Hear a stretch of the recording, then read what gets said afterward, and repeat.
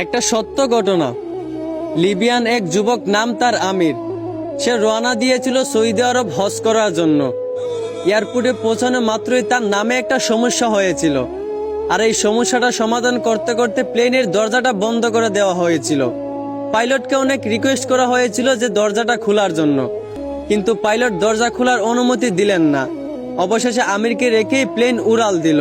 সবাই তখন আমিরকে সান্ত্বনা দিতে লাগলো যে হতাশ হয় না, হয়তো তোমার ভাগ্যে নাই।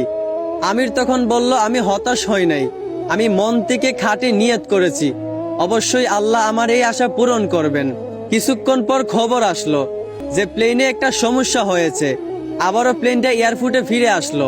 এয়ারপোর্টে আসার পর প্লেনের সমস্যাটা সমাধান করার পর আবারও পাইলটকে রিকোয়েস্ট করা হলো দরজাটা খুলে দেওয়ার জন্য, কিন্তু পাইলট আবারও আমিরকে না নিয়েই প্লেন নিয়ে উড়াল দিল। আবারও সবাই আমিরকে সান্ত্বনা দিতে লাগলো যে হতাশ হয় না, হয়তো তোমার কপালে নাই। আমির আবার বলল, আমি মন থেকে খাঁটি নিয়ত করেছি, আমি হতাশ হইনি, আমি আল্লাহর উপর ভরসা রেখেছি, অবশ্যই আল্লাহ আমার মনের আশা পূরণ করবেন। কিছুক্ষণ পর আবার খবর আসলো প্লেনের মধ্যে আবারও একটা সমস্যা দেখা দিয়েছে।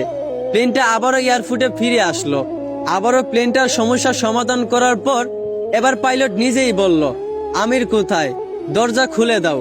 আমিরকে না নিয়ে আমি প্লেন নিয়ে উড়াল দিব না। তারপর প্লেনের দরজা খুলে আমিরকে প্লেনে উঠানো হলো। তারপর কোনো সমস্যা ছাড়াই প্লেন উড়াল দিয়া চলে গেল।